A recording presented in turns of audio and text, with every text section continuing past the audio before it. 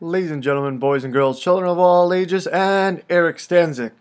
Welcome to what will be week 3 and 2 of the league videos.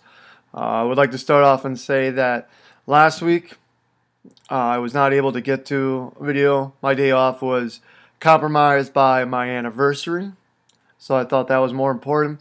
And I would like to also introduce you to the new mistress that makes my life difficult. Yep, business law. Yeah, take a look at that.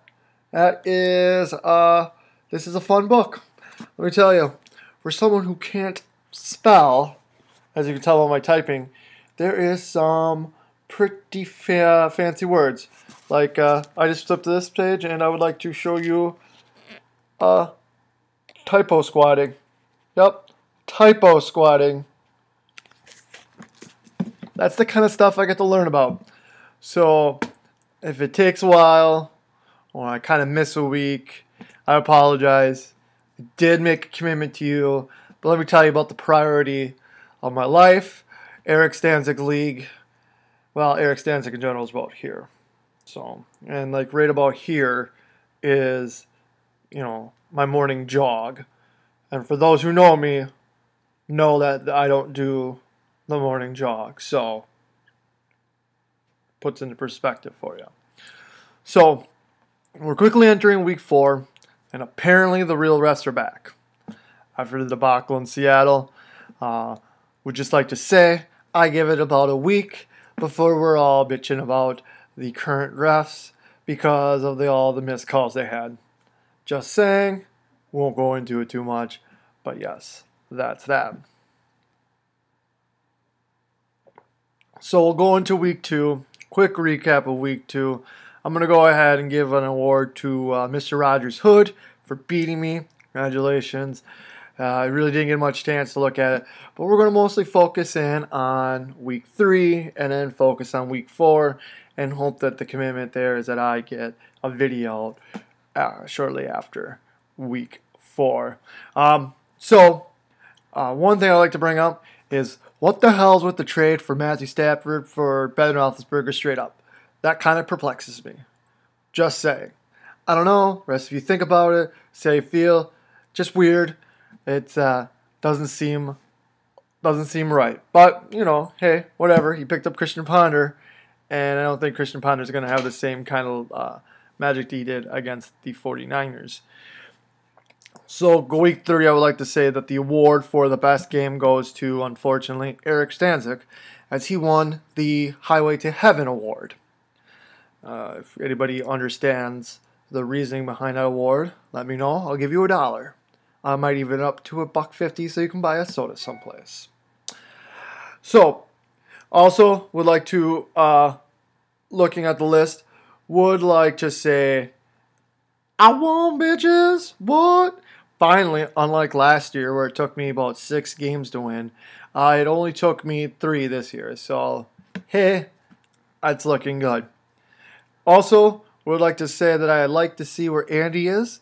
Andy on the bottom of the league. That is where you belong. So, and for a guy who watches sports a lot, and his job is commentating sports, even though it's college, but still, it's kind of surprising that you are in the bottom of fantasy again. You're fighting for bottom for the 3rd straight year. That's what I'm trying to get at here. We're picking on you. There's talk out there. In the way of life, it's the replacement refs and then Andy's fantasy football team, right? And then the replacement refs just got let go, but Andy's fantasy football team are still right here. So going forward here, week 4, the game of the week, I really would say there is not. I'm going to say it's Eric versus me. The reason why is because I control these videos and I talk a lot of trash, and Eric smells like trash, so it only makes sense, right? Other than that, there really isn't anything. Congratulations to Giggity Goo, who is 3-0, the only undefeated team left in the league. So it's nice to see everyone's kind of bunched up. It's still, meaning it's on a runaway race. Things that you can do that you couldn't do last year. that you can on Yahoo's, I don't know. You can go to projections. Did you know this? And see where everyone's going to project. So right now, at this rate, I will give you the top. I'll give you the top 4 and then the bottom 4. The top 4 will be Troy at 10-3, and then Jenny at 9-4. Kyle at 9-4, and then John at 8-5. The bottom 4 is going to be Katie at 5-8. Travis, which is weird because Travis has been one of the top performers, so that's good. That's parity in the league. 5-8. Eric at 5-8, and Andy at 2-11. So that means, unfortunately, everyone's got to watch out because it's projected that Andy's going to get 2 wins. Oh, not against me, not against me, not against me. So just some stuff that I don't know if you can, just take a look. It changes every day, mostly by the projections and whatnot. Also, the league pick'em, as we always talk about. I'm still in first, even after an abysmal week 3, where I picked against myself, and that blew up in my face along with the 5 other people. Congratulations, you picked the wrong person. So right now it's me, Sam, and then Chuck in 1 through 3. Andrew, Jenny, Bob, Kyle, and Travis haven't even picked. Come on, guys, pick some games. It doesn't matter how many you have in the pot, it's how many you have right.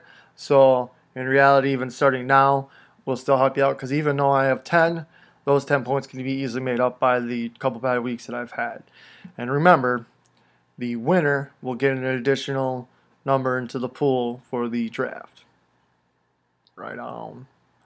A couple of things I want to let you know. Ryan Grant is out in free agency, so if you'd like to go pick up Ryan Grant, that would be in your best interest. I'm going to look at Andrew, because Andrew probably needs it. Also, I would like to say that the pickup of Christian Ponder is not going to be that great, even though it's going to probably burn me. He's probably going to drop 40 on me. So there you go. Once again, should we play this weekly game? Look up a weird word in this book. Let's try it again, shall we? Here we go. Let's see if we can't find a weird word. Something easy, appraiser. You should know what an appraiser is.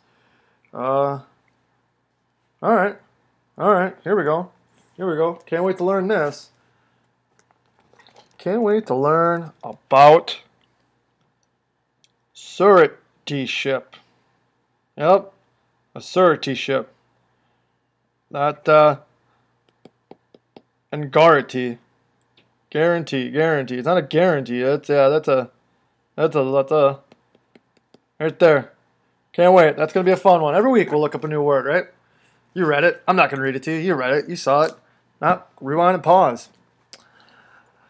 There you go. If you want to nominate anybody for anything, let me know. I'll make up some awards as I go along. The biggest blowout award goes to... I always like the biggest blowout award. It's always a fun award, isn't it? And I lost that by like 5 points, but it goes to John over T. Luke Strashers. And I have to say, last week there was some mighty blowouts. Games were over with pretty quick. 166 to 110, 162 to 114, 133 to 95, 167 to 117, 158 to 98. I mean, the only close game was the Highway to Heaven game, where it was 119 to 91.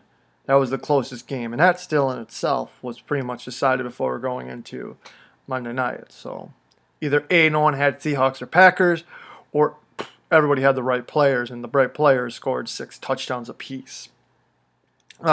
Eric did talk some smack and said, look at my points scored against. And I think that was his way of saying, hey, no one scores against me. But I would like to reflect and show you that, yes, you may be the lowest scored upon team. You are also by far, and I mean by far, the lowest scored for team in the league. Let's see. You were at so you're not that far off. I will say that Andy's beating you by 2 points, 1.5, which is pretty sad when Andy's beating you. But if you take out Andy, which anytime you do some kind of survey, you always take out the lowest variable because you don't want to get a true accurate reading. So we always take Andy out of everything that we do. you would see that, oh, Mr. Rogers' hood actually is number one. Well, you know, I should do some research before I do this stuff, right? So I don't look stupid. But you know what? The next closest one is really 342. So, Eric, your team is okay. It's okay. I'll give you an okay. So there you have it. Saturday night. I don't know if it's like if it goes on air at 6. I would just say be there at 4. It's at the Vault in De Pere. Go join Andy as the radio broadcasts a pre and post game show for the Wisconsin-Nebraska game. You can ask him questions like, what's up with their horrible offense? Why can't they run the ball? And what's up with those ugly uniforms that they're wearing? Till then, if you have anything, you want anything, email me. Put it on the league board. It's not much trash talking. But until then, see you on the gridiron.